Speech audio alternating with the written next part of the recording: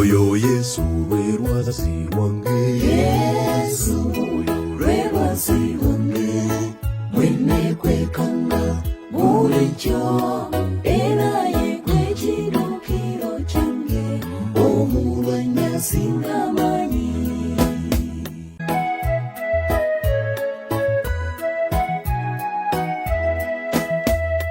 Ye Katonda atalemererwa, ye Katonda ayinza byonna. Mu budde obulungi n'obubi, ye mulwanyi asinga amaanyi. Ye Katonda atalemererwa, ye Katonda ayinza byonna. Mu budde obulungi n'obubi, ye mulwanyi asinga amaanyi. Oyo Yesu lwe Lwazi Lwange. Yesu lwe Lwazi Lwange.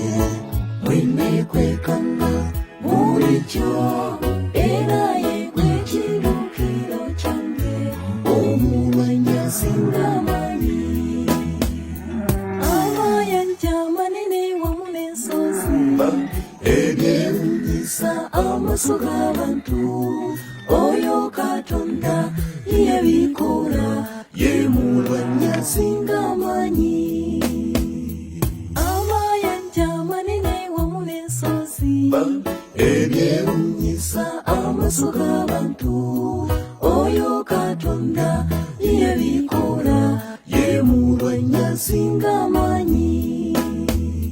Oyo Yesu lwe Lwazi Lwange. Yesu lwe Lwazi Lwange. Mwene kwekanga bulijjo era ye gwe kiddukiro kyange. Omulwanyi asinga amaanyi.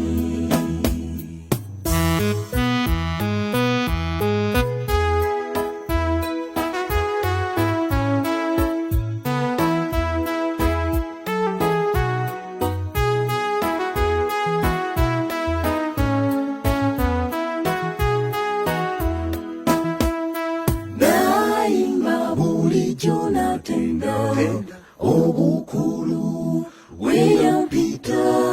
Ye Katonda atalemererwa, ye mulwanyi asinga amaanyi.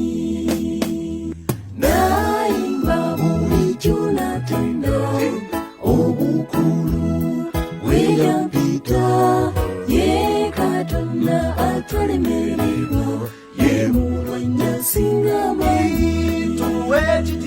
Ye Katonda atalemererwa, ye mulwanyi asinga amaanyi. Ye Katonda atalemererwa, ye mulwanyi asinga amaanyi. Ye Katonda atalemererwa, ye mulwanyi asinga amaanyi. Ye Katonda atalemererwa, ye mulwanyi asinga amaanyi.